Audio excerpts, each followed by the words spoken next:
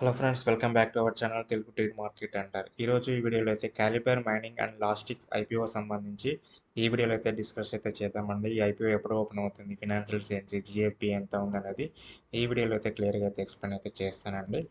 So ఈ company వచ్చేసి మనకి ఏంటి అంటే 2014లో అయితే ఈ కంపెనీ అయితే ఎస్టాబ్లిష్ అయింది. సో దీని యొక్క మార్కెట్ క్యాప్ వచ్చేసి 2771 కోట్లు అయితే ఉందండి. సో ఈ కంపెనీ వచ్చేసి మైనింగ్ అండ్ లాజిస్టిక్స్ కంపెనీ అండి.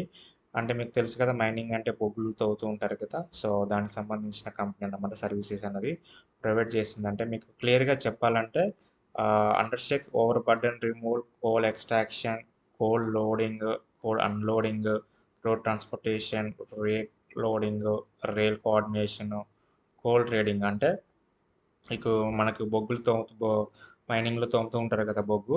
సో ఆ బొగ్గు తోవడము, అక్కడ మనకి మట్టి వస్తూ ఉంటుంది సమ్ టైమ్స్, ఎక్కువగా మట్టిని తొలగించడము. లేదంటే ఇప్పుడు తవ్విన ఈ బొగ్గుని వీళ్ళ దగ్గర వెహికల్స్ ఉంటాయి కదా. సో ఆ వెహికల్స్ ద్వారా మళ్ళీ వేరే ప్లేసెస్ తీసుకెళ్ళడము. అక్కడి నుంచి మళ్ళీ వీళ్ళు రైల్స్ ద్వారా వీళ్ళు ఎక్కడికైతే మనకి కస్టమర్స్ ఉంటారో, కస్టమర్స్ మనకి ఆర్డర్ ఇస్తుంటారు కదా. సో అక్కడికి మళ్ళీ వీళ్ళు ఎక్స్పోర్ట్ చేయడము. సో ఆ మైనింగ్ని మళ్ళీ ఇంకా డెవలప్మెంట్ చేయడము. సో ఇవన్నీ కూడా వీళ్ళైతే చేయడం అయితే జరుగుతుంది అన్నమాట. సో వీళ్ళు ఎక్కువగా మహారాష్ట్ర అండ్ మధ్యప్రదేశ్, ఛత్తీస్గఢ్ ఈ 3 స్టేట్స్‌లో అయితే ఎక్కువగా వీళ్ళైతే ఈ సర్వీసెస్ అయితే ప్రొవైడ్ చేస్తున్నారు. సో దగ్గర దగ్గర వీళ్ళకి ఏందంటే లాజిస్టిక్స్, వీళ్ళకి చెప్పాను కదా, వెహికల్స్ ద్వారా వీళ్ళు బొగ్గు అనేది ట్రాన్స్‌పోర్ట్ చేస్తుంటారు కదా. సో దగ్గర దగ్గరగా 1911 వెహికల్స్ అయితే వీళ్ళ దగ్గరే ఉన్నాయన్నమాట. సో వీటి ద్వారానే వీళ్ళు ఈ బొగ్గునైతే ట్రాన్స్‌పోర్ట్ అయితే చేస్తూ ఉంటారు. సో మనకి వచ్చేసి ఆహ్, జూలై 17న మనకైతే ఐపీఓ అయితే ఓపెన్ అవుతుంది. జూలై 21న క్లోజ్ అవుతుంది. సో మినిమమ్ ఇన్వెస్ట్మెంట్ వచ్చేసి రూ. 14,070. మనకి లాట్ సైజ్ వచ్చేసి 35 షేర్స్ అండి. ప్రైస్ రేంజ్ వచ్చేసి 402 నుంచి 424 రూపీస్ ఉంది. ఇష్యూ సైజ్ వచ్చేసి 450 క్రోర్స్. ఇక్కడ మనకి జూలై 21న క్లోజ్ అవుతుంది. జూలై 22న మనకి అలాట్మెంట్ అయితే జరుగుతుందనమాట. ఎవరైతే అప్లై చేస్తారో సో వాళ్ళకి అలాట్మెంట్ అయితే ఆ రోజు జరుగుతుంది. సో మనకి జూలై 24th ఫ్రైడే రోజు అయితే మనకి ఎన్ఎస్సి అండ్ బిఎస్సిలో అయితే మనకైతే లిస్టింగ్ అయితే అవుతుందండి. సో ఇది వచ్చేసి చూడండి, fresh capital come offer for sale అనమాట. అంటే ఈ 450 కోట్లలో ఫ్రెష్ వచ్చేసి మనకి 400 కోట్లు అనమాట. సైజ్ వచ్చేసి 94 ల్యాక్స్ షేర్స్ సంబంధించి వీళ్ళైతే సెల్ చేస్తున్నారు. అంటే 400 కోట్లు అనేది కంపెనీకి వెళ్తుందన్నమాట. మనకి ఫేస్ వాల్యూ వచ్చేసి 10 రూపీస్ ఉంది. సో ఇక్కడ ఆఫర్ ఫర్ సేల్ ఉంది కదా. సో ఈ 50 కోట్లు ఏవైతున్నాయో ఇవి షేర్ హోల్డర్స్కి వెళ్ళిపోతుంది అనమాట. ఎవరైతే ఈ కంపెనీలో ఇన్వెస్ట్మెంట్ చేసి ఉంటారు కదా షేర్ హోల్డర్స్, సో వాళ్ళ దగ్గర నుంచి మనకి 12 లక్షల షేర్స్ అయితే వీళ్ళు సెల్ చేస్తున్నారు. ఆ 50 కోట్లు ఏదైతే ఉందో 50 కోట్లు షేర్ హోల్డర్స్కి వెళ్ళిపోతుంది. రిమైనింగ్ 400 కోట్లు కంపెనీకి అనేది వెళ్ళిపోతుందనమాట. సో కియాబిస్ వచ్చేసి 50%, ఎన్ఎన్ఐ వచ్చేసి 15%, రీటైల్ వచ్చేసి 35% వరకు అయితే అప్లై చేసుకోవచ్చండి. సో వీళ్ళు ఈ ఐపీఓని అసలు ఎందుకు తీసుకొస్తున్నారంటే వీళ్ళకి అయితే అప్పులు ఉన్నాయండి. సో అప్పులు క్లియర్ చేయడానికి, అలాగే కొన్ని ప్రీపేమెంట్స్ చేయడానికి వీళ్ళు దగ్గర దగ్గరగా ఒక 200 కోట్లు అయితే వీళ్ళైతే యూజ్ చేయబోతున్నారు. అలాగే funding capital expenditure for purchase of machinery అనమాట. ఇప్పుడు వీళ్ళు చెప్పాను కదా, బొగ్గులు తవ్వుతూ ఉంటారు కదా. సో వాటికి సంబంధించిన కొన్ని మిషనరీస్ వీళ్ళు కొనుక్కోవడానికి 167 క్రోర్స్ అయితే వీళ్ళైతే యూజ్ చేయబోతున్నారు.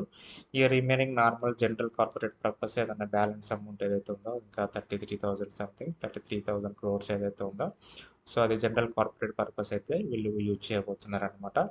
సో వీళ్ళ ఫినాన్షియల్ అయితే చూద్దామండి.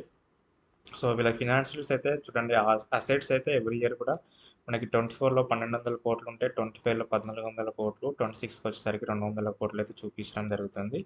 సో ఇన్కమ్ చూడండి, ఇన్కమ్ కూడా మనకి 24లో 957 క్రోర్స్ చూపించారు. సో 25 వచ్చేసరికి 1,435 క్రోర్స్. సో 26లో వచ్చేసి 1,600 క్రోర్స్ అయితే చూపించడం అయితే జరిగింది. సో ప్రాఫిట్ ఆఫ్టర్ ట్యాక్స్ కూడా వీళ్ళకైతే ఎవ్రీ ఇయర్ అయితే ఇంక్రీజ్ అవుతుంది. 24లో 95 క్రోర్స్ చూపించారు, 25లో 131.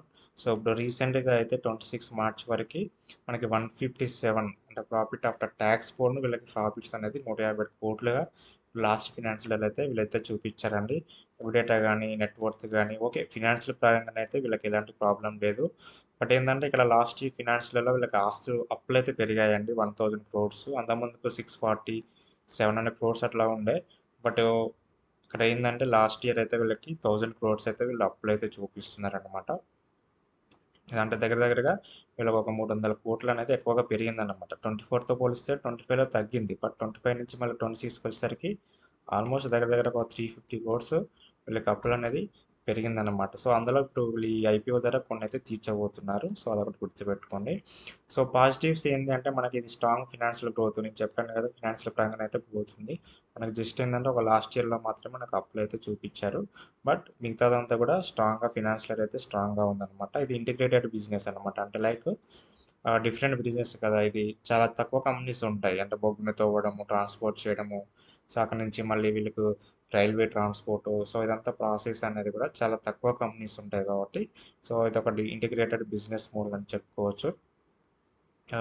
నెక్స్ట్ వచ్చేసి ఎస్టాబ్లిష్డ్ కస్టమర్ కేర్ బేస్. అంటే లైక్ ఏందంటే వీళ్ళకి సబ్సిడరీ కంపెనీస్ కూడా ఉన్నాయి. Coal India site like western coal fields అని చెప్పేసి, లేకపోతే నార్థర్న్ కోల్ ఫీల్డ్స్ అని చెప్పేసి వీళ్ళకి సబ్సిడరీ కంపెనీస్ కూడా ఉన్నాయి కదా!